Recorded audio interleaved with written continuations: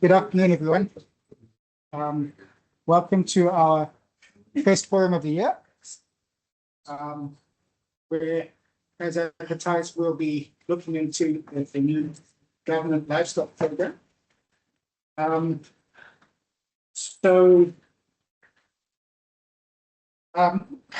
speaker today is Mr. Munamo Chiswo. He is a renowned international consulting leader, researcher, publisher in the fields of agricultural development, food and nutrition security policy, gender equality, women's empowerment, and social protection. He's got a master's in ag ecos at the University of Zimbabwe and a postgraduate training in macroeconomic adjustment, food and agriculture policy from Harvard in the States. He's been consulting for 32 years internationally, publishing, researching many different activities in many different countries, 36 in all, for many different institutions. More recently, many of us here will know Munamo as the team leader of the EU-funded Zimbabwe Agricultural Growth Program, which ended in June of 2024. So welcome to our online viewers as well. I think just so that Munamo knows everybody, perhaps we can just do some introductions.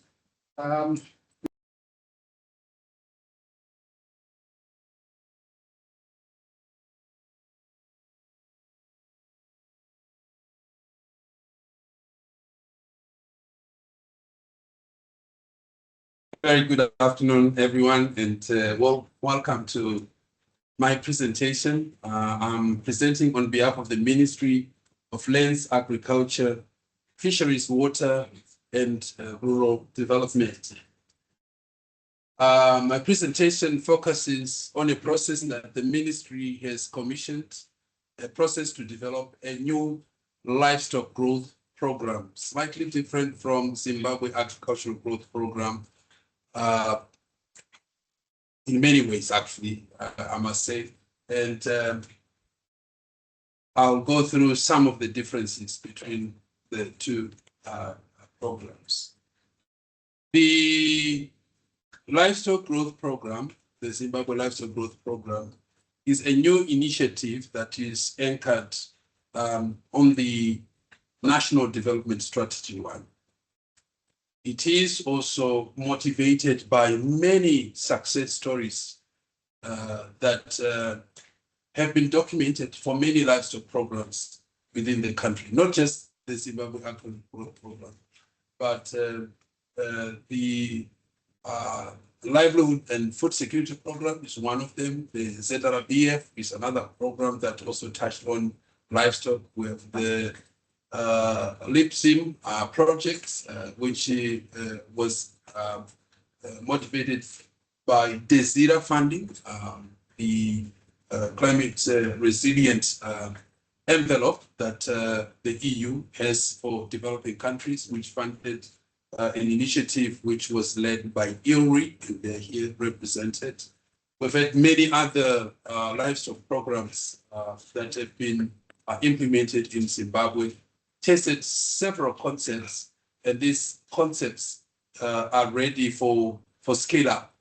And it is that motivation that led the ministry to commission this initiative to develop a new livestock growth program.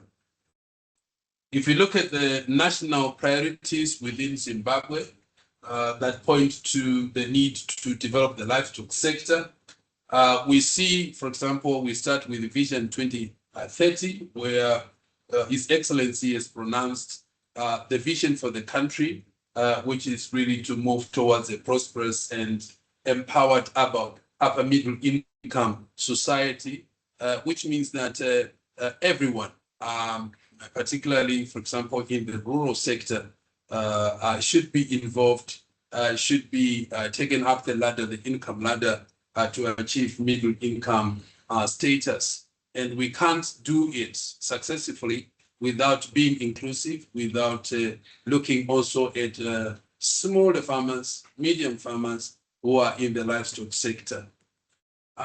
We also have the National Development Strategy 1, which is ending this year, 2025. And it is three major goals. The first is really to make Zimbabwe food self-sufficient.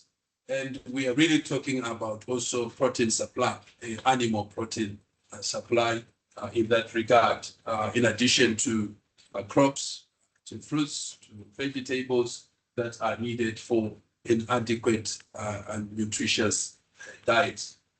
Also to reduce food insecurity from 59% to less than 10%. So this is the second major goal.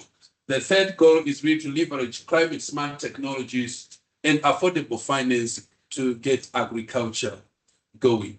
And you'll see that in this new program, one of the things that will be different will be how to unlock finance for livestock development in the country. And we are looking at several models and making sure that we tap into existing funds and making sure that they are structured to provide medium-term and longer-term financing, as much as short-term financing is also required. We've developed some models with the ZAGP, which are like, for example, the 8-week broiler cycle with NMB, for example, which has been very successful, and others that have been tested with First Mutual Life on zero grazing, on pen fattening, for instance, and many other initiatives that also ZADT here present have also tested and are working well in the sector. We also have at national level the food systems transformation strategy, which is trying to bring down the national development structure into the sector, into the agricultural sector. And it is improving gross agricultural production value to 13.75 billion. Initial target was 8 billion, was surpassed, and it has been revised upwards to 13.75 billion by 2025. And we are on track, except of course the disruption caused by El Nino last year. And invest at least 10% in agriculture in line with the CADA declaration, and then contribute to 2015 UN Sustainable Development Goals. If you look at livestock sector, there are about 13 SDGs that are directly relevant for livestock production. So as much as we develop the livestock sector, we're actually contributing to about 13 SDGs in total. Zimbabwe Livestock Growth Plan was developed with a major goal to take livestock and up and reach 1.9 billion economy by 2025. And many of the statistics that are being published are showing that we are moving up in terms of numbers, in terms of productivity, as well as in terms of offtake. But there's a lot still to be done in the sector. Let's move on to the next. So those are the SDGs that are relevant for livestock. And poverty, we're looking at zero hunger, we're looking at gender equality, we're looking at climate actions. You'll see that we are also going to be talking about aquaculture, and it's very, very important. Life underwater, SDG number 14, for instance, peace and justice. 16, if you have an inclusive development approach where you narrow the income gap, you are likely to have a much more socially stable society, and reduce things like, for example, crime, robberies, and undesirable practices by very, very poor people. So those are the 13 SDGs that investment in livestock will actually contribute towards. Let's move on. If you look at some selected targets that motivate this new program, we can see that in terms of the beef sector or subsector, we have targets in the MDS, and they're also translated into the growth plan, livestock growth plan, which are to increase the head size from 5.5 million to 6 million by 2025. Calving rates also increase them, and a lot of investment is to go into animal nutrition, animal disease management in order to achieve that higher rate, and offtake rates increase them from 6 to 20% so that we don't overstock and cause negative environmental consequences. In terms of the dairy sector, we're looking at dairy head as well and milk production, and we are on track with the dairy. Currently around 105 million liters, up from 79.9 in 2020. And we are achieving a growth rate of about a minimum of 10% per year in dairy production. And we have a lot of private sector investment. We had a lot of investment from the EU-funded Zimbabwe Agricultural Growth Program. We also had we are also having investments coming through the I-Moved program, and also through the private sector, the dairy industry itself.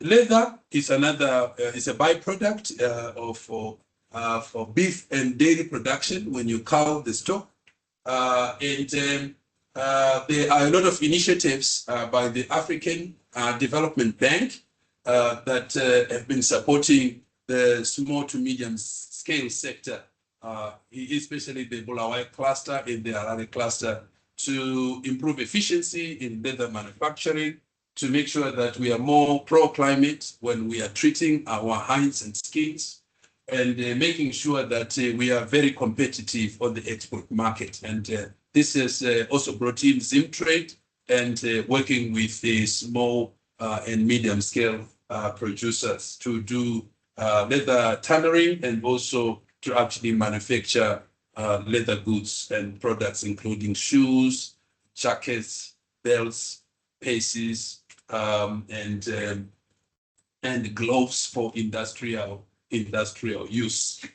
A lot of investment is going in the leather sector, and the investments have been more at the processing level as opposed to the production of high quality skins and hides. And this is where the new program will pay particular attention to looking at production of high quality raw materials for the leather industry.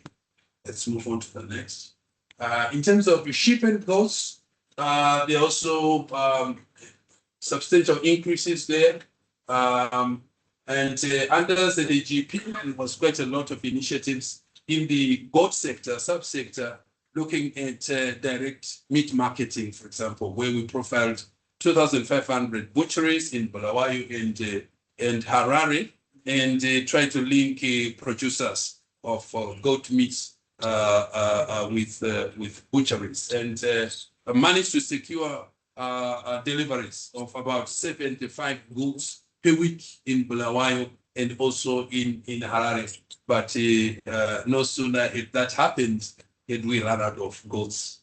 And so the new program should really look at productivity enhancement, making sure that we have more goats produced by the farmers to feed into the market. The market has the demand, the market has the potential to absorb more goats, but we don't have the enough supply to feed into that market.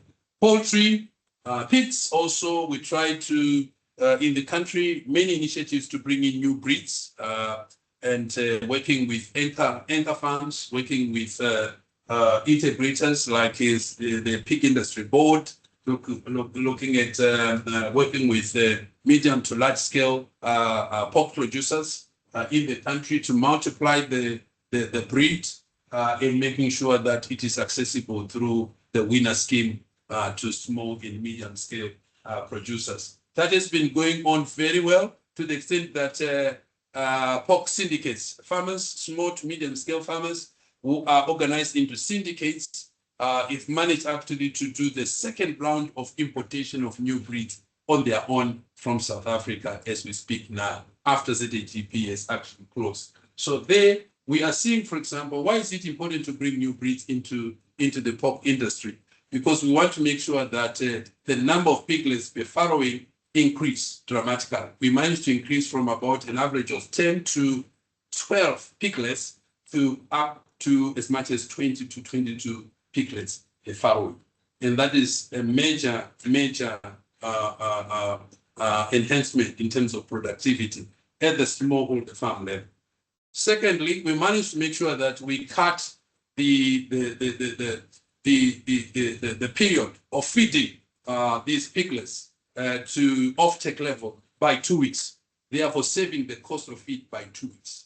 And that is a major reduction in cost, which actually contributes to improved viability. So the pigs are going to the market 2 weeks earlier than usual, which means that you save on feed costs. That's something that is really dramatic that has happened. So that industry needs a lot of new breeds, and because there's a lot of dilution that happens with inbreeding.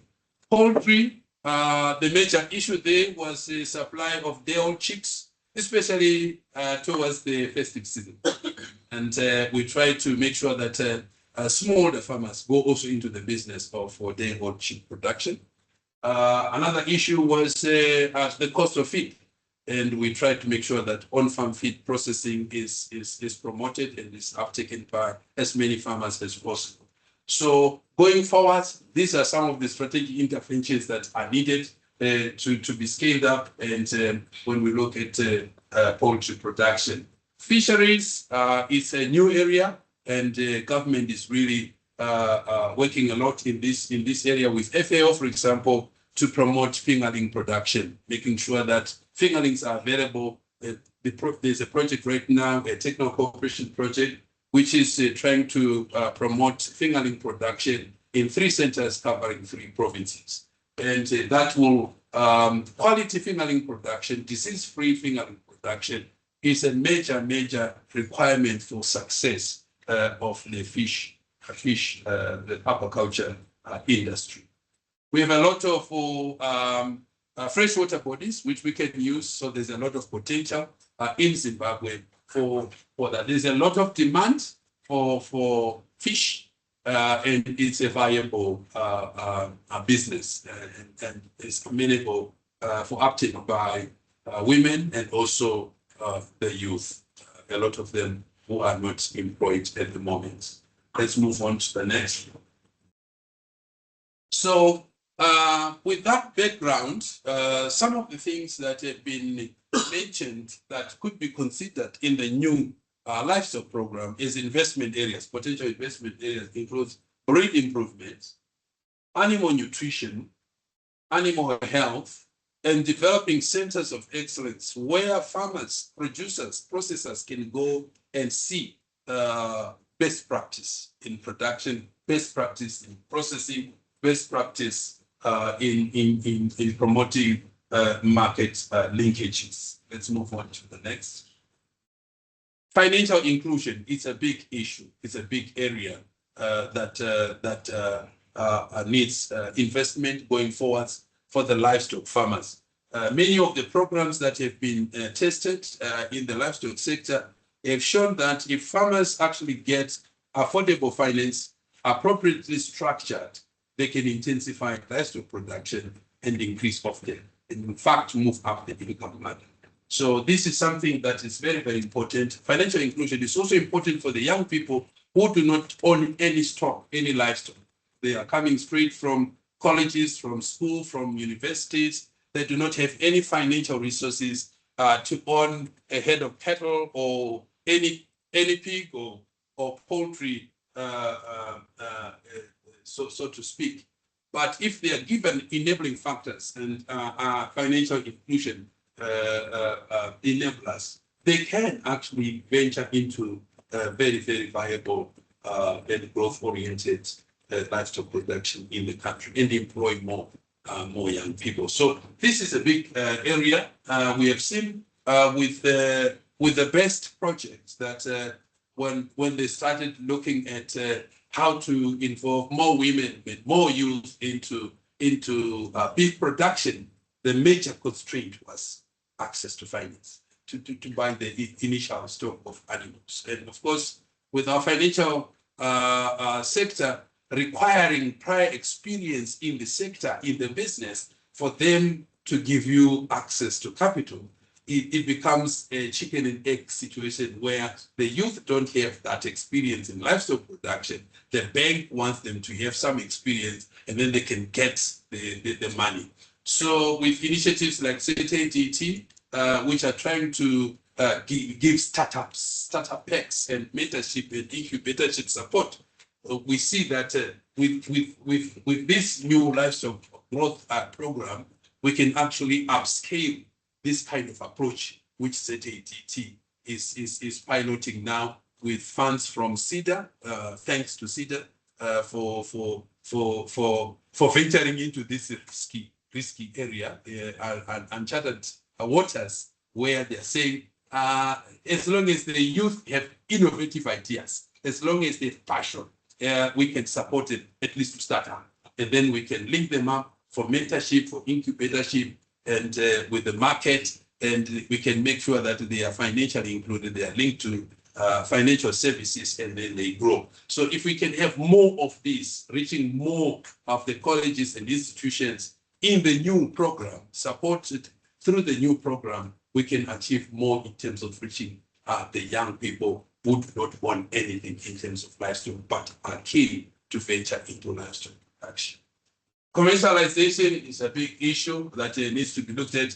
We've looked at it across the board with ZADT. In the poultry sector, we piloted what we called the live-bed market approach, where producers actually access to urban markets directly, either by owning a butchery as an association, or owning a live-bed market where they could actually bring their poultry. They would employ an accountant who would actually do the selling and record keeping for them, and they come back 2 days later to collect the money after they've delivered their poultry. And it's working very well in Dombosa. We have a model here.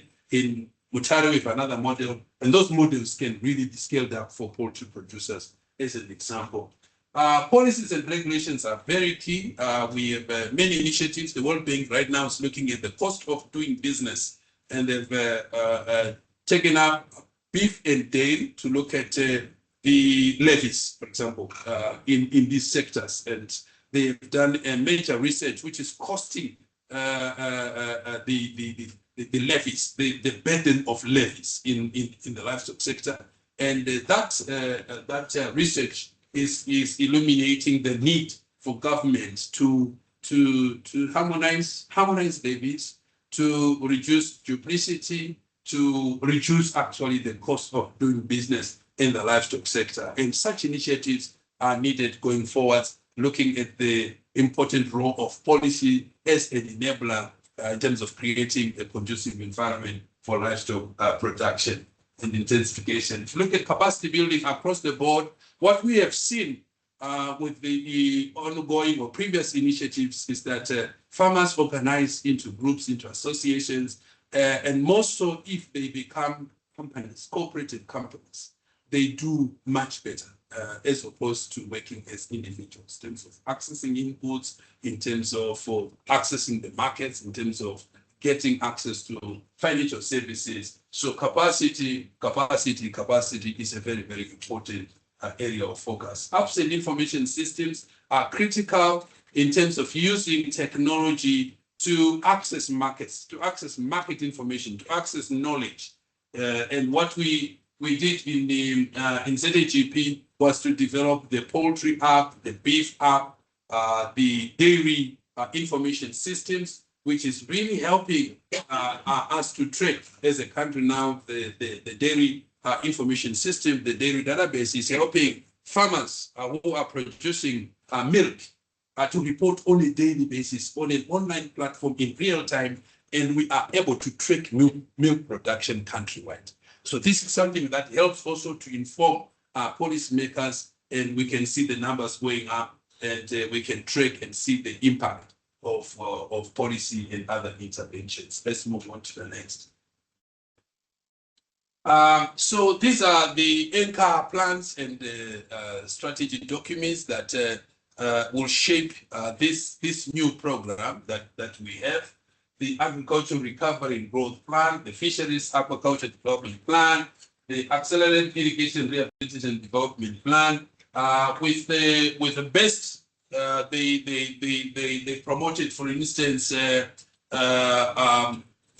irrigated pastures, Balu and in Mwenesi, they had another scheme that was testing the use of irrigation to develop pastures or to develop to grow some grasses that they would, like Rhodes grass, reclaimer grass, which could be baled and made available to farmers in the dry season, to make sure that we reduce poverty deaths of livestock, of beef cattle. And those have been working very well. The two models have been working very well, tested especially during the El Nino season, and found to be working so well. And this could be replicated. There could be multiplied across the country. Basically, a scheme would be of the order of magnitude of 50 hectares under center pivot, and they would grow. We could also bring the cattle there and graze in situ, or we could actually cut the grass, bale it, and make it available to farmers who are not able to bring their cattle to the plot, irrigated plot. So this is very at a cost recovery sort of price, or slightly more, to generate income for the center so that it can either grow, expand, or maintain the equipment that is there. Of course, involving private-public partnerships, the land being public good and the equipment being owned or co-financed with the private sector, and this becoming public-private good available for smallholder livestock producers, beef producers. Let's move on to the next. These are some of the past and current initiatives that I've alluded to, but there are quite many of them. If you look at the USAID-funded farm project, it's testing, for example, is testing the conversion of beef cattle into dairy cattle, and they are trying to capacitate farmers who have a beef yet. Could be a Mashona breed, but infusing new genetics and also the training that is needed to produce more for silage making, for on-farm feed formulation, training in terms of hygiene, and also how to process even locally and make the milk available at a much more profitable price to the local community, or delivery to the dairy marketing board. They are working with the dairy board in Chipinge, for example, to support farmers in the valley who have beef cattle who want to change that head into dairy, and they are doing it, and it can be a model that can also be scaled up countrywide, especially where dairy potential exists. With other ongoing government programs, major ones, the TIP Police program, which was evaluated, and they found to have an efficacy of 14.5%. It has reduced the spread of diseases, general disease, by 14.5% per year, and quite effective. Improvements have been identified through that study, and the government is working on those improvements, including the procurement and distribution system for the tick grease itself. We've got other initiatives which are, for example, working on food safety and standards. FAO and the Ministry of Health working together to improve and upgrade equipment and processes, SOPs for disease diagnostics, for tracking the safety of food on the market, and that is capacitating staff of government to make sure that we have safer food on the shelves. So this is also very, very important when we talk about livestock production. Let's move on to the next. So the lessons from this will be harvested and they will be channeled appropriately in the guide formulation of different components of the Zimbabwe livestock growth program. If we look at some of the challenges in the livestock sector that the ZLGP will address, we have quite a number of them.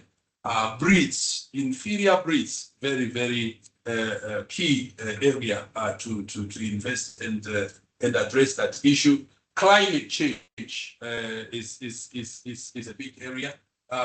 Droughts, extremes of weather conditions, and then, of course, with policy-related issues, instability of currency. One of the factors that affected our egg broiler scheme was when we moved from USD to Zim dollars, and then the devaluation, and then the banks lacked confidence in extending the scheme to farmers.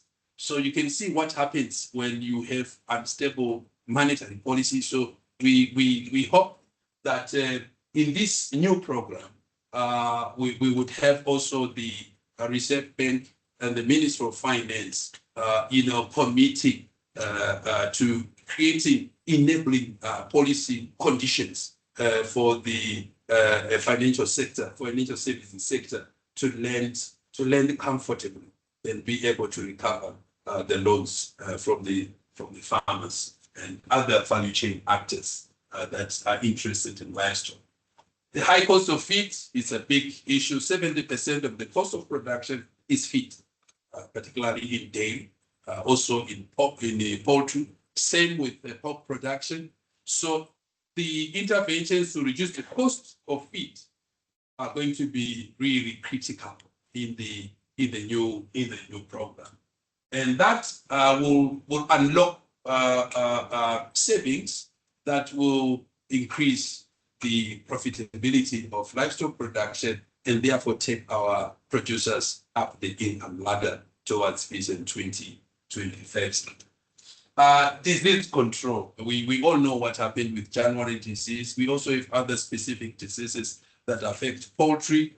We also have the animal, livestock, and human interface. The issue of antimicrobial resistance, and that particular topic is very, very important to look at, sensitizing producers in terms of safe usage of antibiotics when they safe usage and appropriate timing of usage of those antibiotics, particularly in the poultry sector. When something happens, farmers quickly buy antibiotics, but maybe what we should be emphasizing is, making sure that we have prevention measures as opposed to treatments.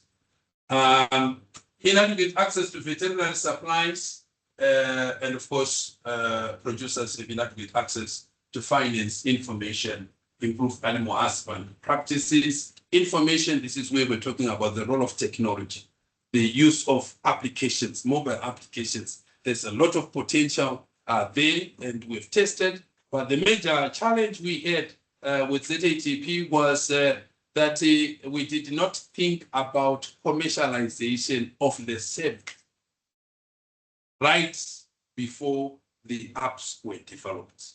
We thought about it when the apps had been developed, and there was no financial sustainability plan for some of the apps, in terms of we did not have a commercial off-taker of the app who could actually own it and run with it, update it, and make sure that they recover costs through monetization of some of the information that is made available through the app. So that's an area of improvement going forwards, but otherwise they work very, very well. Farmers are very happy with the apps, and even the remote rural farmers are able to access information through the apps. During the COVID era, the apps became an important alternative to in-person training or in-person delivery of extension messages. So they can play a very, very big role. In fact, there were many approaches that were then tested,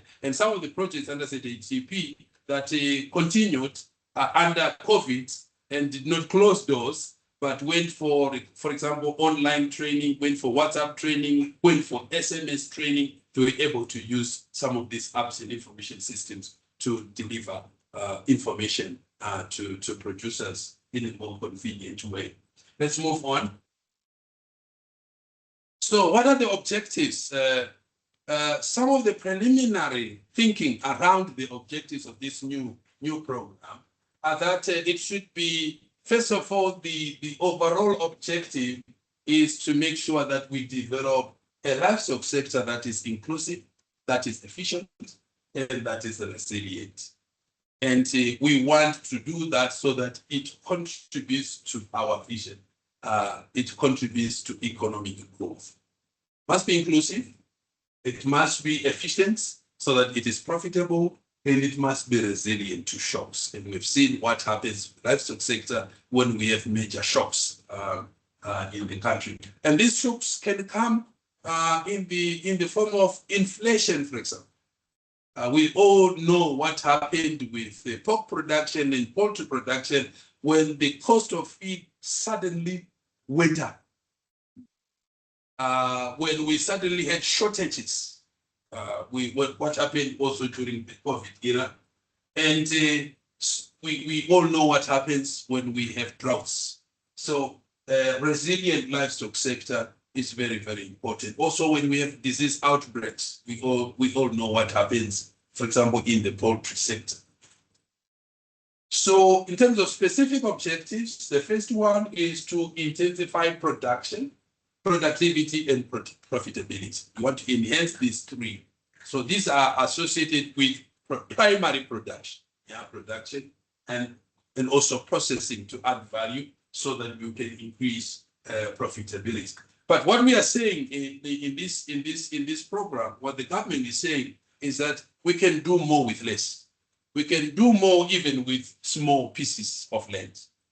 How do we intensify production? Goat production, we don't have limitless land available. How do we intensify that so that we can meet the demand on the local market, and also we can meet the demand on the Middle Eastern market and also Chinese market for goat meat? We can't satisfy our own demand. We can supply Middle East demand. We can supply other regions. I talked about these ones because they are special because of the rules and food safety standards. But we can also attack the EU market if we can upgrade our standards. But that will be the second generation of the livestock growth program. The second objective is resilience. We cannot do this without sustaining what we are doing. We have to sustain that enhancement. We have to sustain that increase in productivity. We have to sustain that profitability among producers. We want to bounce back better from El Nino and also diseases that have been outbroken in the sector. The third objective is to increase exports and to stabilize our local currency. We still have pressure on our local currency.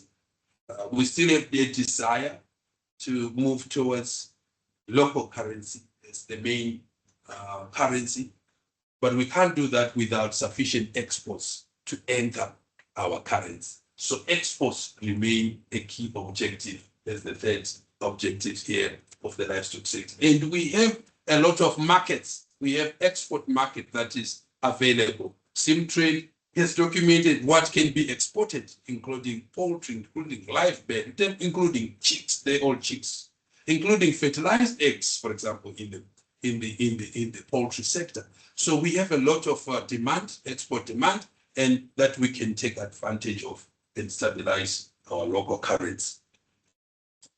What are the value chains that are being talked about or considered? 6 value chains to achieve three main objectives, or they deliver benefits in 3 ways. The first one can reach a larger proportion of women and youth. This first category here: fisheries, poultry, piggery, goats. The second one can make a difference to those with chronic illnesses such as HIV and AIDS, and can be promoted in a smaller area, in a local area, and doesn't involve a lot of labor movement. That is poultry. And then, of course, the male-dominated subsectors, beef and dairy. But we are seeing also young people coming into dairy. We're seeing a lot of women also coming into dairy. Beef still is the preserve of adult men. And we could change that if we bring in some innovations. We've seen with the farm project, USAID project, which is transforming the beef yard into dairy, bringing in the young people to provide, for example, the genetic improvement services, at a price. So bringing in bulls in the community, providing that service and at a commercial price, and they are able to make money out of that service, and they are doing it. So we have nodes, I would say, nodes of the value chain that are more amenable to young people as opposed to just the value chain in total. Let's move on. So what could be the scope of this program? What could it look like? We are going to be consulting widely, nationally, but consulting in these areas and more if necessary. Breed improvement, what form could it take? How could we structure this? Animal health and nutrition, how can we do it? Good animal handling practices, how can we do that? The most domestic and export market linkages, should be collective action, for input access, marketing, and policy influence. How can we get the actors in livestock also organized sufficiently to be able to articulate policies of benefit to them? Livestock climate actions for mitigation and resilience. Industrialize. How do we reduce the methane gas emissions? How do we harvest the methane gas and convert it into other safer gases? For example, use them for energy, use them for heating, like we are doing in pork production. How do we use the same also for poultry and for beef and dairy sectors? Food safety standards, public, private, and community partnerships. We tested matching grants for the dairy sector, for instance, where farmers bought 2 heifers. The project bought 2 heifers, matching 50-50. And in cases where farmers could not match adequately, the processors matched on their behalf. So we had public, private, community partnerships, and we are seeing what is happening in the dairy sector. Milk production is going up that way, and the private sector would match on a loan basis and will recover through the sale of milk. And because dairy is a more controlled sector, and farmers are more organized through the milk collection centers, it can actually work very well if you have a very good dairy database which captures the milk yield every day from these farms. And then the policy and legislative reforms that are needed, for example, to enhance access to soya cake, access to maize for on-farm feed processing. All these issues have been typical issues previously. And then integration of research, education, and extension, how do you get these graduates out ready for livestock production? Either as employees or as investors in livestock production, leveraging on ICTs, and of course, making sure that it is pro-gender, it is pro-youth, it is pro people who are living with disabilities, and it's not leaving anyone behind, including people in urban areas. If they can do some livestock production, why can't they be supported? Those in peri-urban areas, why can't they be supported? Let's move on. So we will end up with a design document that will be costed and funded, and some of the things that it will look at, the background, why do we need this, the rationale, especially including evidence and high impact interventions that have been demonstrated, objectives of this program, guiding principles, all these things, inclusivity, pro-climate, all those guiding principles, are very, very important. Value chains, which value chains, key result areas, expected outcomes and impacts, program activities and outputs, implementation approach, the time frame, 5 years, although IPA talks 7 years, but to align with our NDS 2, which will also anchor this, we have to look at 5 years as a time frame. Institutional arrangements, how will it be implemented, monitoring and evaluation framework, resources required, and financing strategy. Just a footnote on financing. On financing, we are going out of the box. We have traditionally seen livestock production being funded through donor funding. And in Zimbabwe, we have quite a lot of government funding going into livestock programs. For example, just last year, we had the urea treatment of stover. Government promoted that in some of the dry areas. We had the silage program, government silage program. We have the tick freeze program. We had the cotton program. We had the various presidential schemes which also invested into this sector. We are saying unlocking private capital is very, very important for sustained financing of the livestock sector going forwards. The role of commercial banks, the role of insurance funds, the role of finance from the diaspora. And there are schemes we have seen in some countries. For example, if you look at Bangladesh, they systematically tap into diaspora funds. And the money that comes into the economy in Bangladesh is not so much from people who are well educated, highly skilled. It's from, the general workers who are exported to the Middle East. So, but they have got systems in their banking sector that enable or that attract that money to come back home and be used safely. So they have various incentives within the banking system, supported by government to make sure that that money comes into the country.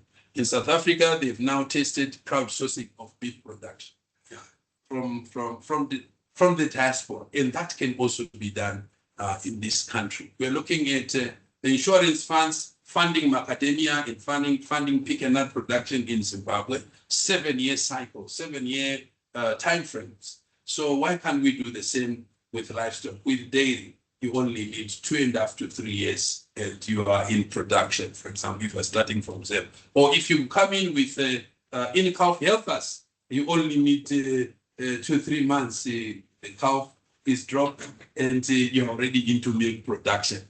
So why can't we do that with livestock as well? If you're going for zero grazing, you can do it within 90 days and pay back, the loan. So in broiler, you only need 6 weeks, 8 weeks. You have recovered the fund. So why can't we unlock more of this private capital into if you're looking at pig production, maybe 55 weeks, and you're already into recovering, the loan. So why can we do that with private capital? Of course, it will require a lot of incentives, a lot of de-risking, a lot of risk sharing that may be needed. And we are happy with the RBZ, this collateral registry, which is trying to expand the assets that can be used for collateral, which means that more of these producers, more of these stakeholders in the livestock sector can benefit from financial services that are available.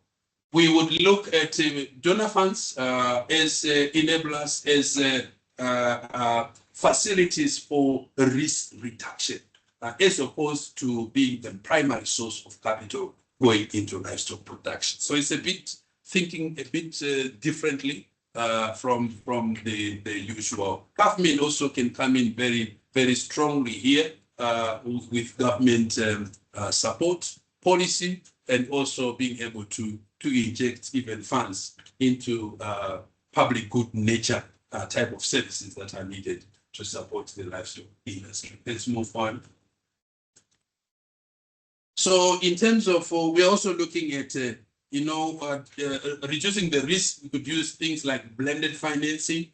Blended financing has been used in the sugar industry, where you have a guaranteed off-taker. You have a financial institution that is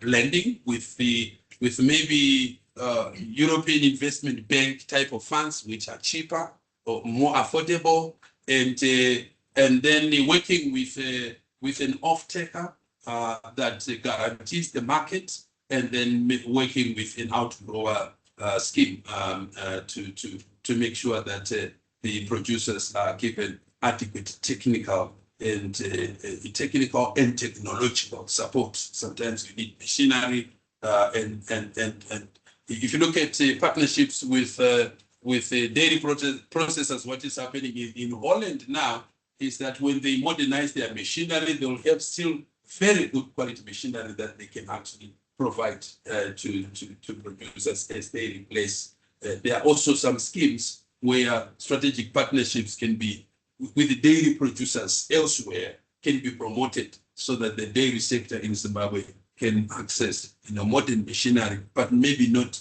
like most recent machinery, but actually very efficient machinery and still with a life to operate. So there are all kinds of funding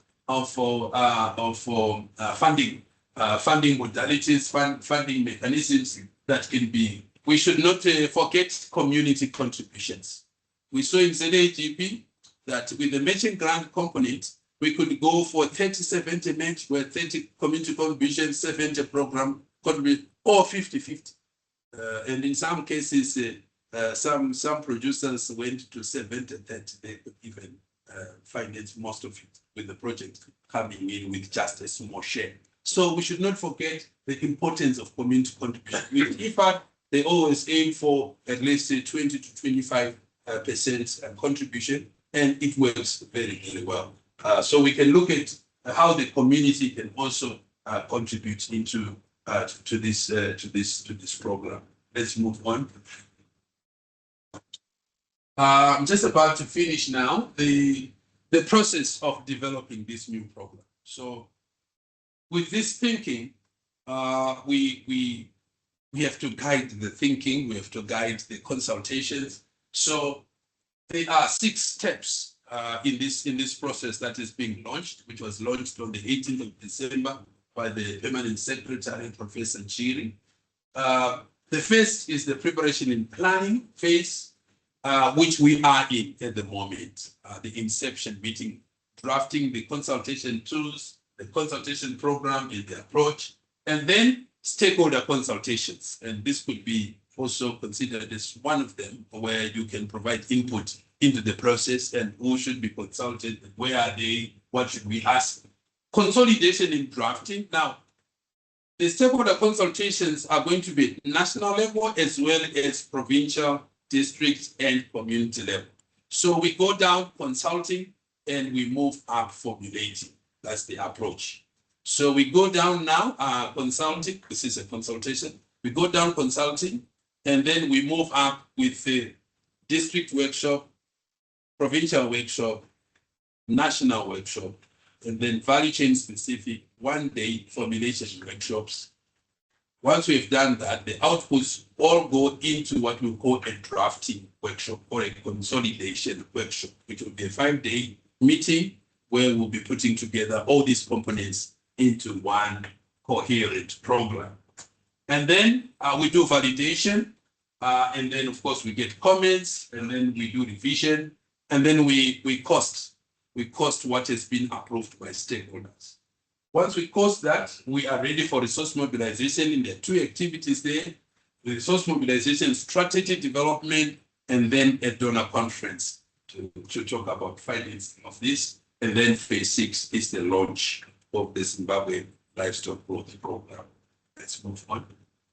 This process is going to be over a period of 5 to 6 months, and which started on the 18th of December. And we hope that by the 18th of June, we'll be pretty much done with the program.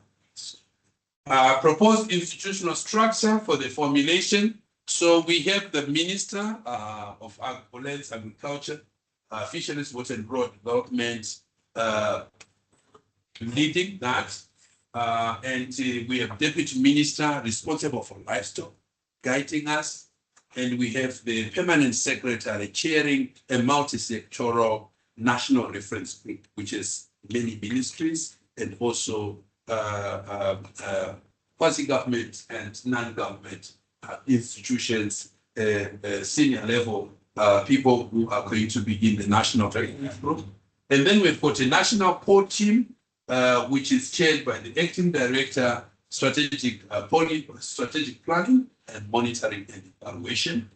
And then in the ministry, and then we've got Provincial Consultation Core Team, and then with District Consultation Core Teams, Ward Consultation Core Teams. And then we have a Secretariat chaired by the MLA officer in the ministry, in the under the in the SPME department under the Permanent Secretary of Lands, Agriculture, Water, Fisheries and Rural Development. Then the consultancy team. This is where we sit ourselves, sitting here in this box, supporting the Secretariat in the ministry. So that's what we are doing. Some of the members of the Secretariat are here,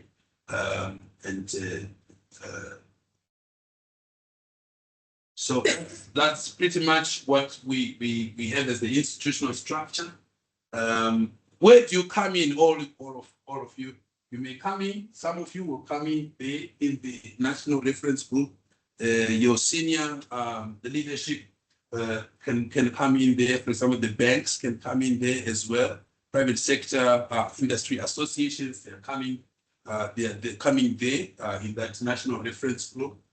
Some of you can also come in the consultations that we are going to be doing at national, provincial as stakeholders, or some may also participate as the core team. In the core team, with government plus also non-government experts who are in that team. Let's move on. Provincial consultations, we are consulting all 10 provinces, including urban provinces. And within each province, we are consulting 2 districts. Within each district, we are consulting 2 wards. But when we come to the formulation, the districts come together at provincial. So all districts will be represented in the consultations. So that's how the approach will go. Estimated costs, we did some estimated costing there with the planning, stakeholder consultations, consolidation, the formulation of resource mobilization strategy, launch of the National Livestock Program, some consultation fees, and a contingency. The total budget is $475,324 US dollars. And some of it has been committed now with some agencies coming forward to support the process. We still need more funding and more people, either funding or seconding of experts, for example, to make sure that we adequately cover all the ground that is to be covered. Let's move on. So we have some expertise there, different types of expertise that we need, can be seconded or can be funded.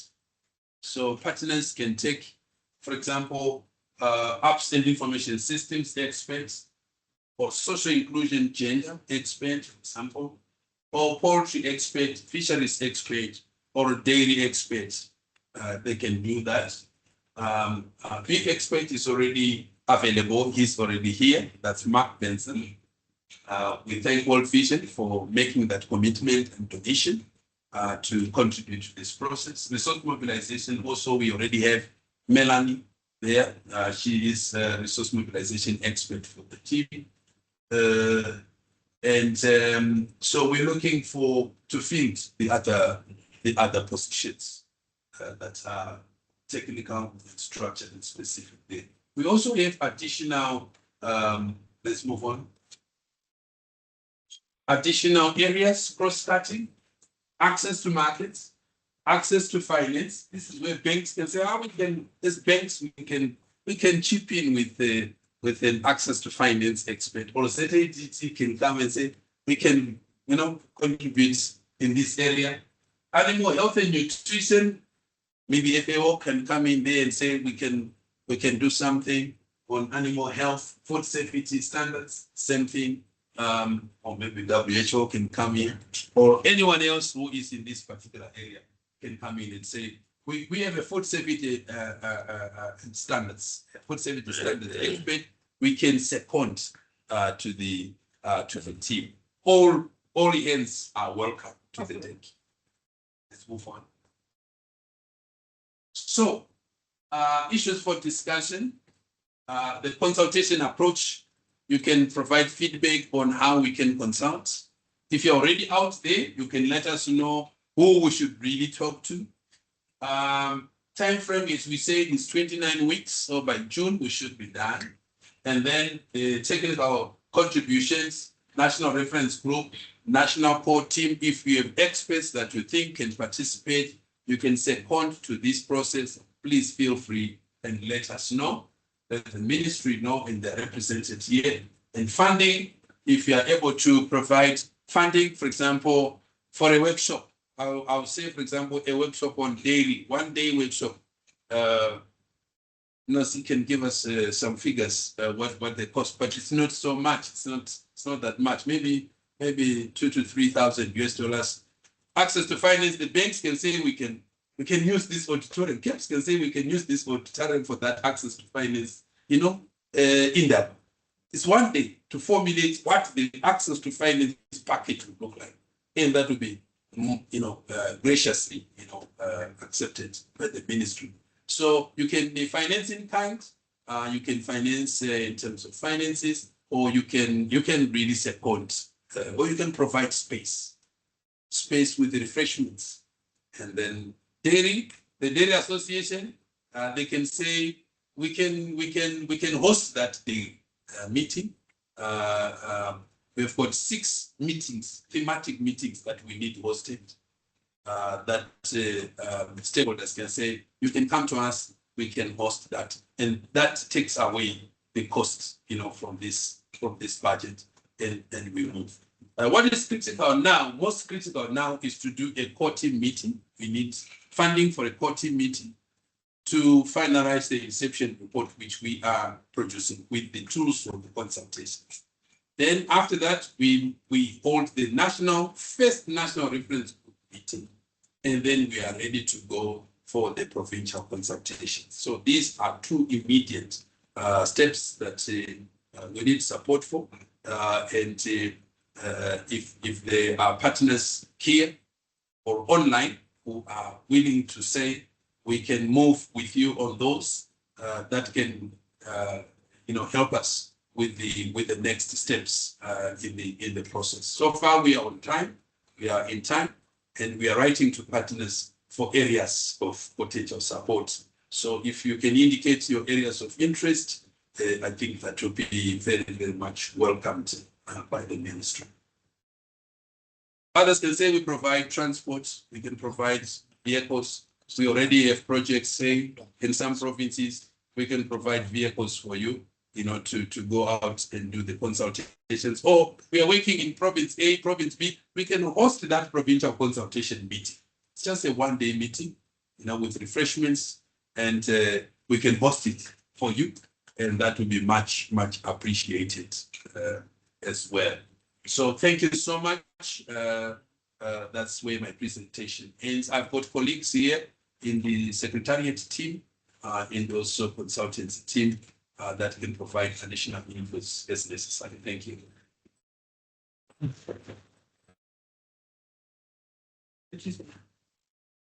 Can't run away. You can have it. Are there any questions or comments on what you've learned today? Yes, ma'am. Thank you for an excellent presentation. I just wanted to find out whether any thought has been given to microinsurance as part of this program.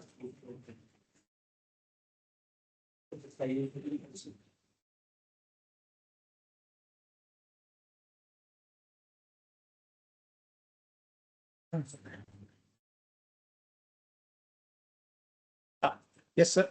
Thank you. To get to that one as well. We have anything in terms of advisory services. We are looking at mutual insurance workshops with friends and government.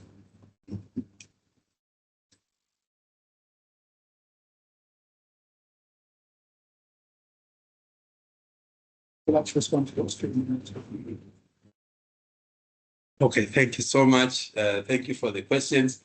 I have a big team here, so I will allow me to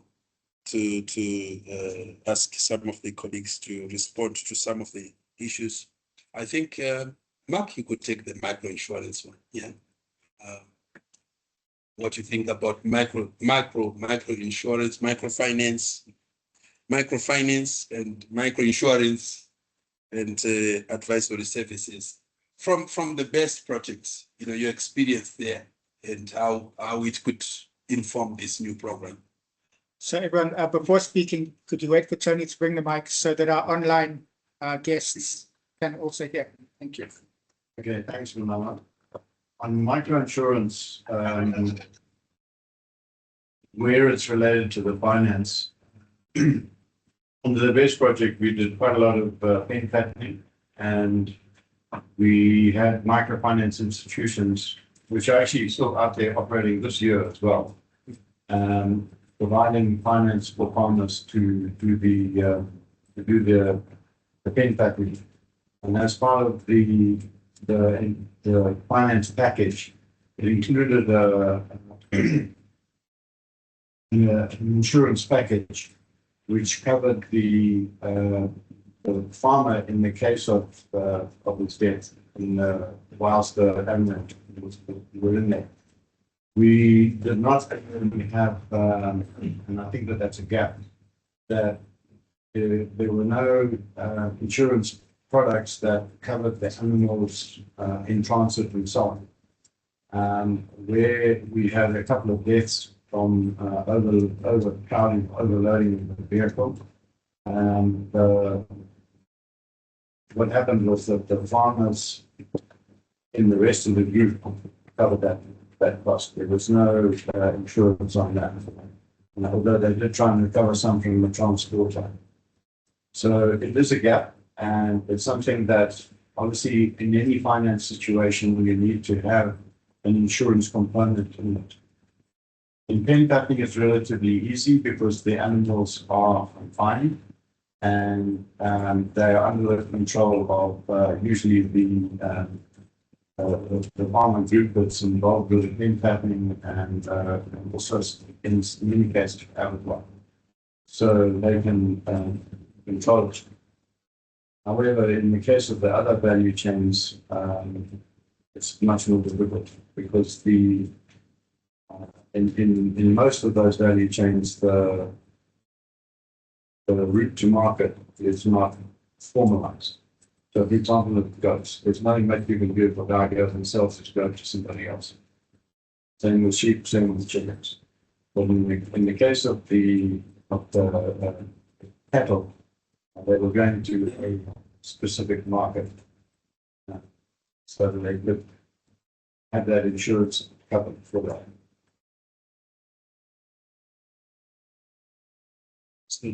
There was the second. The second one was advisory services, financial literacy workshops. I think in the pillar to do with access to finance, that would be a major component, because knowing what to do with the finance is a big issue.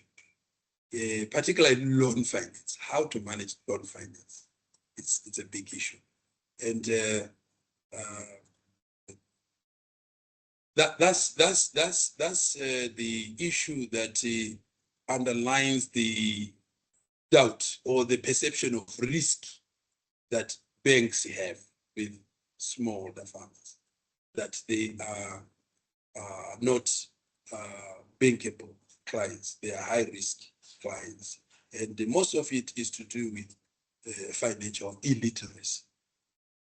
If they are financially literate, they can manage that money responsibly. They can invest prudently, and they can actually get something out of the investment and enough also to pay back the loans. So it's something that is very, very important. Under ZAGP, where we developed these financial products, we had access to finance as a package, where we had linkage with the financial services provider. We also had this financial literacy training. We had access to finance in terms of making sure that they open a bank account, they transact online, or under COVID, we even tested the approach of opening bank accounts online, because the producers were out there, they could not move, So being able to use those platforms that banks have to open bank accounts. So a package, and that I think we can look at it within the when we hold that access to finance workshop, formulation workshop, what would make sense, in terms of a holistic, holistic programming to increase access to finance for livestock stakeholders. And we're not only talking about farmers, we are also talking about those who provide inputs to farmers. We're also talking about processors, who are off-takers. In ZAGP, we also worked with aggregators. They are not at the end. They're very important to bring together this produce, aggregate it, and enjoy economies of scale in moving, that production to the market, and reduce costs for the farmer in terms of marketing, their produce. So aggregators also need access to finance, warehousing, for instance, of inputs, of feed, for example. In Manicaland, we tested this with the poultry farmers, having a warehouse and having bulk procurement of feeds from Windimi, for example. And it was so successful to the extent that Windimi said, we will not charge you for transport. Okay, so imagine what it means, if you reduce the cost per bag by $2, of feed in broiler production, it means a lot in terms of what the farmer would get at the end of the day. So I think your point is very, very important, that advisory services, what for and who provide it, and in that structure, what are the preconditions for a loan, for a livestock producer, And what I've seen also with some of the banks is that they lend and then talk about financial literacy after. So it's really sequencing of that package also, which is very, very important. And I think your point is very, very, very good that you raised it at this point. Yes, sir. But thank you very much for this summit program.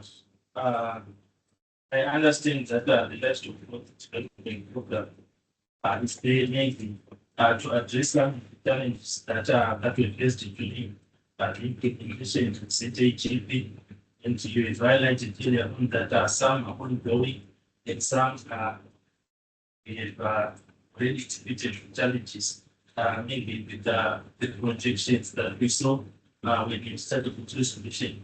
My challenge now is on the cascade of this livestock development program to a mere small soldier farm, maybe we somewhere there in the if we look at the CTGP, maybe by then, luckily I was working in the government as a livestock specialist. That is when I came across a program called CTGP. But what of a farmer who is one standard who also want to produce and fit into the sustainable development goals? They also know much about the national development strategies. I think these SDGs that are responsible for maybe promoting livestock development and growth, they also need to be known by a mere livestock farm side that he or she will embrace even the national development strategy and so forth. So if you find that 80% of the smallholder farmers those are into livestock, they stay in the rural areas. And they really need this information, but since as if the policymakers, the figures are the only ones that have this information and developing these growth plans and start. But if we start at grassroots level, this nation will grow and maybe be able to meet that 2030 vision. So, yeah, I'm really worried of shall I say on the cascade information for it to reach the intended farmers, because we have our extension officers, extension to them technical advisor steps and so forth. But I think that there is a need for a funding consultant side that all the farmers that are in the livestock sector, they need to embrace this program for initiative to grow. Then I've also another question on value-added data that you presented. Where we come from in the rural areas, we find cattle are being slaughtered maybe on daily basis, monthly, weekly, and so forth, the people consuming meat. But this industry is not really adding value, like that the farmers realize the most possible value of their produces. They take the labor. If I may ask, maybe you address it later, when is this leather turning being done here in Zimbabwe? Because a lot of leather that is after skinning the cattle is being properly disposed through deep burying, because they don't know where to take that leather to, for them to realize something out of the cattle they've slaughtered. So it's something that needs to be looked into. Maybe I may talk the whole day. Thank you. Thank you so much for those insights. I think I've got some colleagues from the ministry. Anyone would like to take up this issue of how do we cascade the information? How do we take the information to a very remote smallholder farmer? How do we sensitize them of what is available, what they can do, how they can tap into the assistance that this new program will be promoting or providing? How do we do that? How have we done it with other national programs that go out, that reach the last mile, let me say?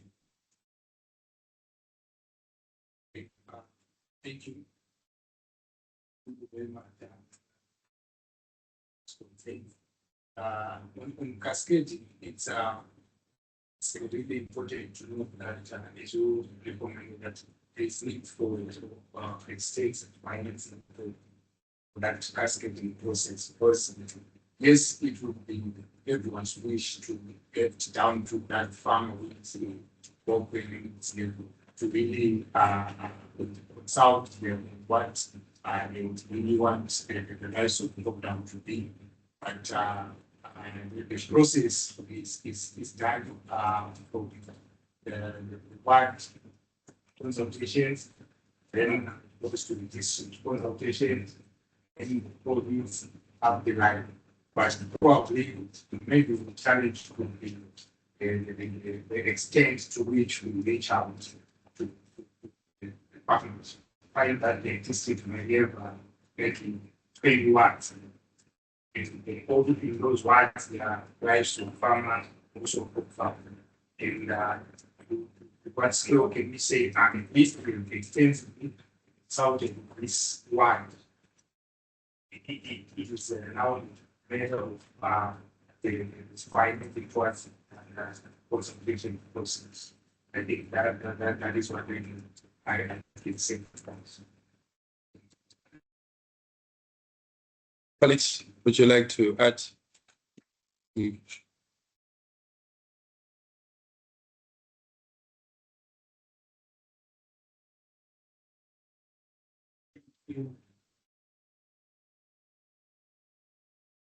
Very much repeat which you just to add that I think the Department of Architects is really presented extension officers in almost all both for crops and also for livestock sector. So it is very important to keep those extension officers on board when sensitize the information so that they cascade to their respective awards.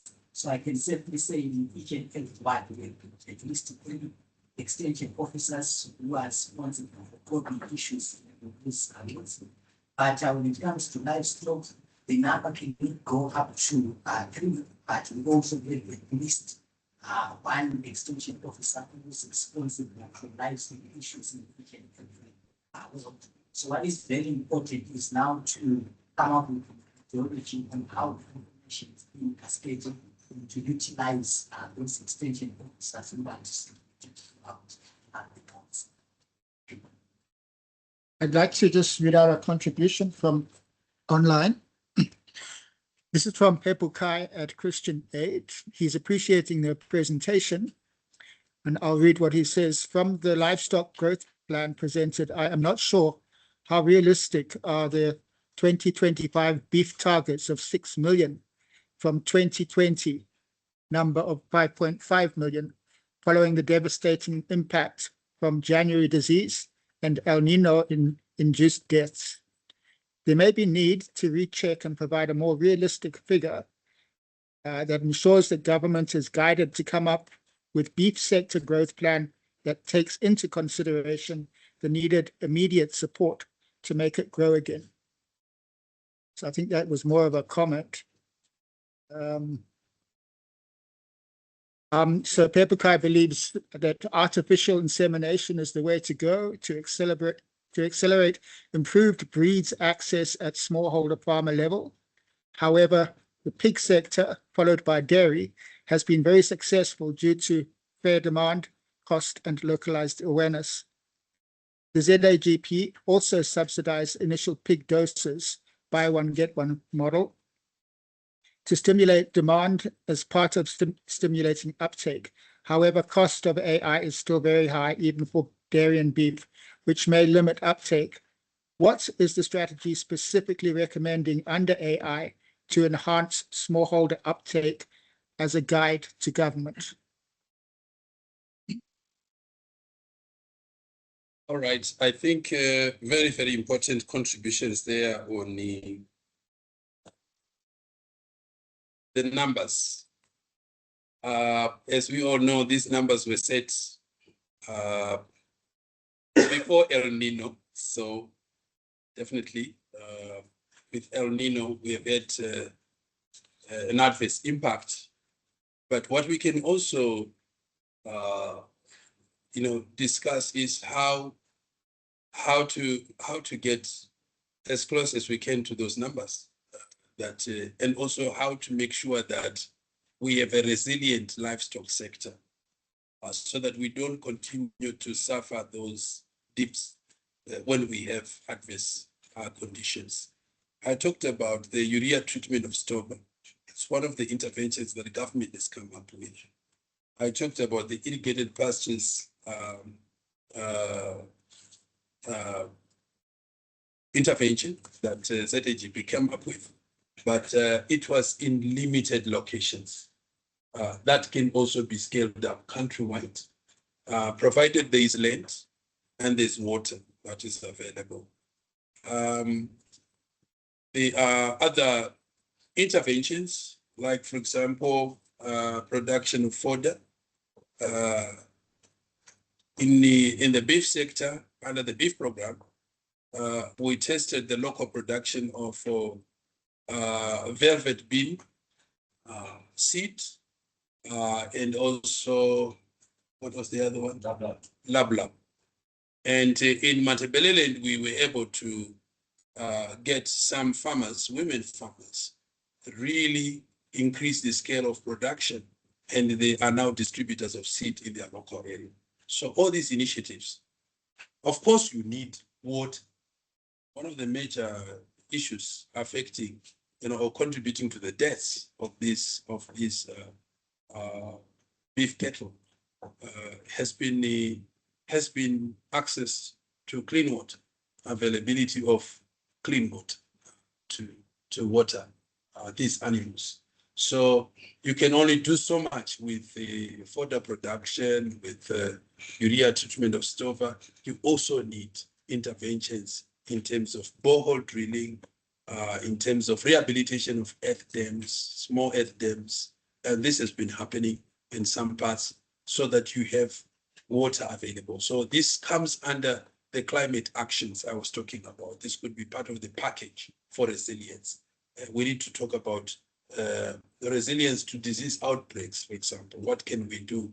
Under the GP, under the SAFE program, we try to promote private-public partnerships where Coopers, for example, and other private sector companies submitted bids to run services and stock the anchor animal health management centers, which are last mile centers for provision of, animal health services. And this is working. And many of the private sector companies that were contracted by DVS, the Directorate of Veterinary Services, have successfully stocked these anchor animal health management centers, rehabilitated under the program. And some have actually now rehabilitated their own additional anchor animal animal health management centers. And they are providing the last mile services to farmers. And that you will see disease prevention improve as we go. So the number of interventions that can be considered to save the numbers there. But maybe this is a question for all of us. 6 million, how realistic is it? Or is it still realistic after El Nino? Where are we now? What are the numbers? What are the numbers looking like? We can go back to that question. There was another question on AI. It is a way to go. I think it's a good comment. It's a good recommendation. And the issue is cost of AI. It's steep. What is the strategy? I think that's we have seen universities like Shinoe University has an intervention in that area. We have government research institutions trying also to deal with that issue. And under ZAGP, we supported a consultancy to develop the SOPs, the standard operating procedures, or a guide on how AI should be promoted, because it was a common challenge for programs that were promoting artificial insemination, across the board. And we tried to learn lessons from the different programs and come up with a package, which we called the guide, the standard operating procedures, including how AI technicians will be trained, including how the AI resources will be managed in terms of cold chain management, including selection of the sources of semen.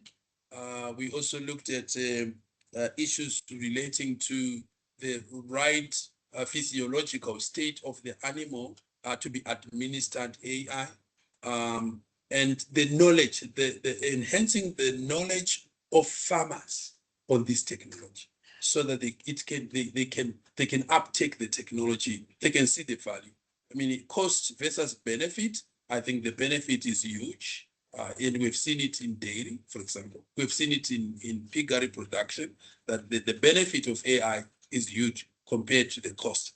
But what we really need is to remove the perceptions, to remove the errors that are made throughout the system. We've seen some programs with 0% success on AI, and it's because of the number of issues,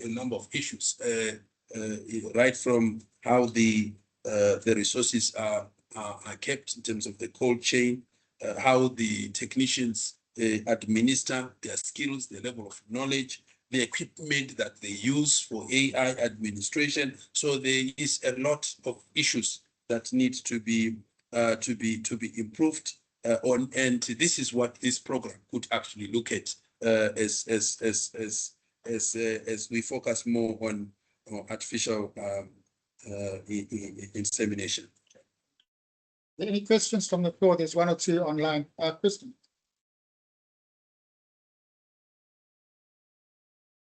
My only question is comment. I think I think it's some confusion. What are we trying to be doing with a 6 months program to come up with the proper life? It's the process of how we get. Right now, we're trying to suggest solutions, but the overall objective of this program is to find solutions. What is the process which we should take to get into that process, in my opinion? Like, what we need to do, because right now, the suggestions, the solutions are going to be different depending on the condition. So I think what we really need is before we start going out to consult, the key stakeholders, and so forth and so on, is for us to get a clear understanding of how do we perceive right now are the key constraints to a particular value. What we have been trying, be it government programs, be it global partner programs, as well as some independent and private sector programs to try to improve livestock productivity and profit. And with what result?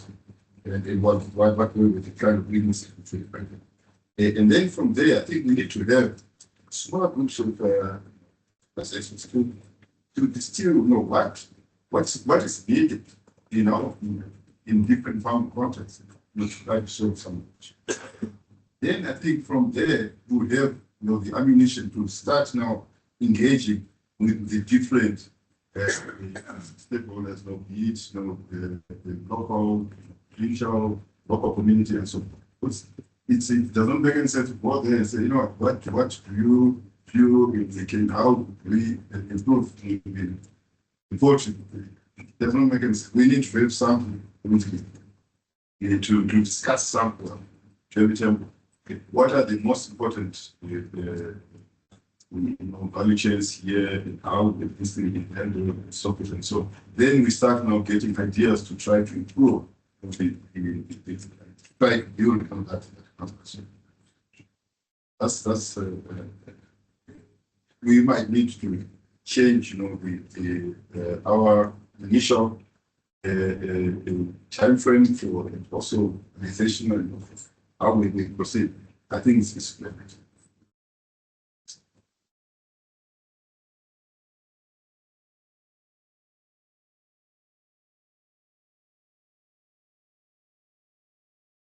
Thank you very much for the presentation. It was quite comprehensive and eye-opening for some of us who would like to develop. When I was looking at the areas that the programs we can focus on. I think what is also missing is research and development. I think it's very, very important that if we are developing programs, we also buttress one of the information that we are doing. It's research because information comes. And if we are talking about the resilience of what we are doing, without that research information, I think most of our programs.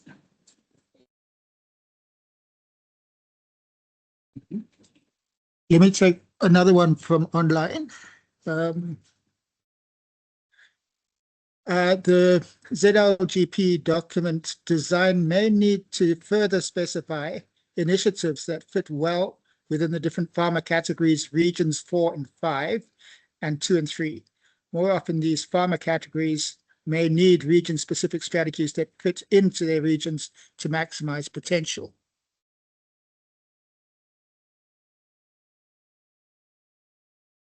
Another one. What is the specific role of the farmer unions, private sector, such as feed suppliers, breeders, livestock commodity associations, and government-specific livestock parastatals such as PIB for pigs, Matopus for small livestock in the strategy formulation process on the structure?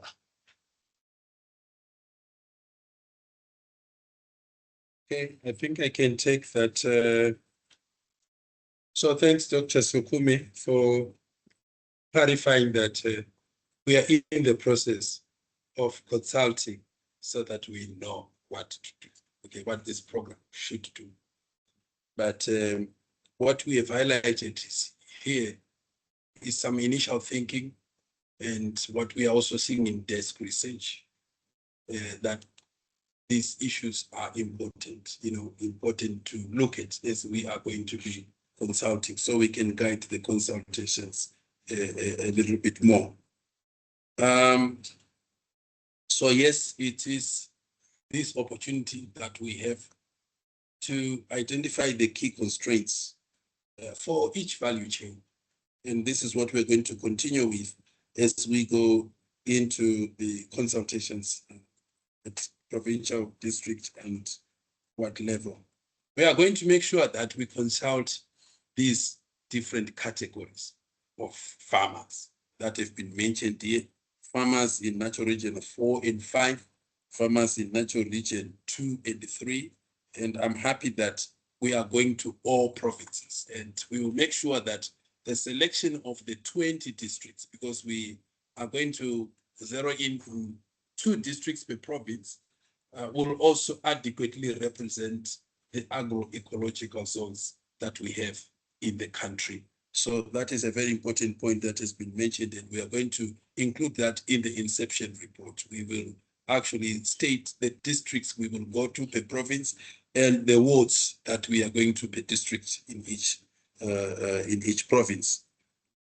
Research and development, thank you for mentioning that. It's a very, very important aspect that should be mainstreamed. Operational research, and also harvesting some of the early outcomes, and also understanding the bottlenecks why the program may not be achieving. I think that operational research aspect is key. Testing of models and having a research component for testing additional models that we can come up with, very, very important. I think, like I said, aquaculture, fisheries, is still very much a new area, and we need to do more of testing of concepts, testing of models, and seeing how far we can go in that regard. How we use the big dams, how we use the small dams, how we use rivers, that we have in the country, how we can also use areas that do not have dams, do not have rivers, but people can construct ponds, for instance. What sort of models, ideal sizes, and the different species, and the packages that are needed. I think that is a very important area of research. So yes, we will definitely add that aspect, and it ties in very well with the comment on the role of institutions like Matopos. I would add also, like for example, PIB. I would also add institutions like colleges, academic institutions, research institutions. All these, the academia. They will also be in the core team. We are bringing into the core team some representatives of the academic institutions as well as the institutions to go with us. When we go to the provincial and district consultations, in each of those provinces, we are also going to be engaging those research institutions, the academic institutions, because they are working with farmers on the ground, and their views are going to be extremely valuable for a relevant ZLGP. Yeah. Thank you. Anything else from the floor? Because there's one more contribution here. The biggest risk is presenting the usual strategy, a strategy that may not add value. I'd want to suggest that bringing together key technocrats, smallholder farmers, commodity associations, private sector players, government agencies, including specialist government parastatals, feed manufacturers, etc., in one room on a commodity approach, we can come up with a solid strategy to reduce the budget. There endeth Pepukai. Great. I think that's it. I've got one Okay. thing. So I think it's on point. We are going to have thematic formulations, that one-day workshop for each value chain, and you are going to bring in all the stakeholders relevant into that, and is already identifying the stakeholders for each of those value chains. So bring in the processors there, the farmers there, farmer unions, they'll be there, specialist agencies, they'll be there, the buyers who are going to be buying, wholesalers, the what you call it, the abattoirs, they will also be there, exporters, there will be the Zim trade, will be there, key ministries. For leather, I know there was a comment on leather. For leather, the number of initiatives that the Ministry of Industry and Commerce are pursuing, also in conjunction with efforts of Zim trade, to make sure that we improve the quality of leather that is produced, leather products that are produced in country, but also going back to say, okay, let's work with livestock development programs so that we improve the quality of the raw materials. There was a question about a lot of the hides and skins just being buried and not being used. I think that is a major gap in terms of services that collect those hides and skins and that treat them and that makes them available to the tanneries. We have a number of tanneries, many of them in Bulawayo, which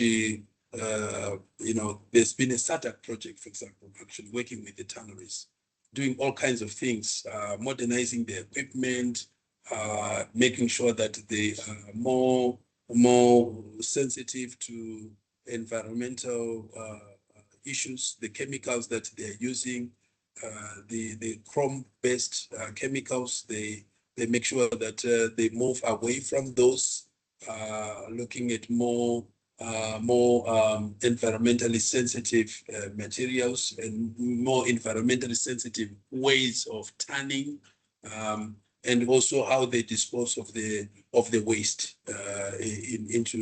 into the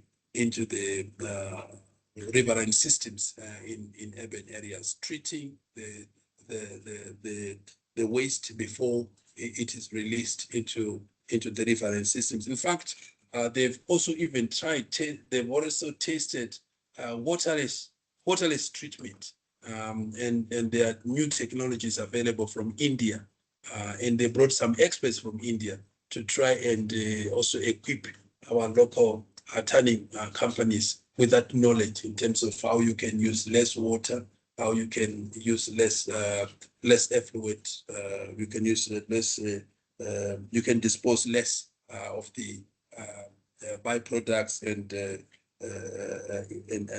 damage. In fact, They even went as far as using some of the waste products for things like, what can I say, things like key holders, for example.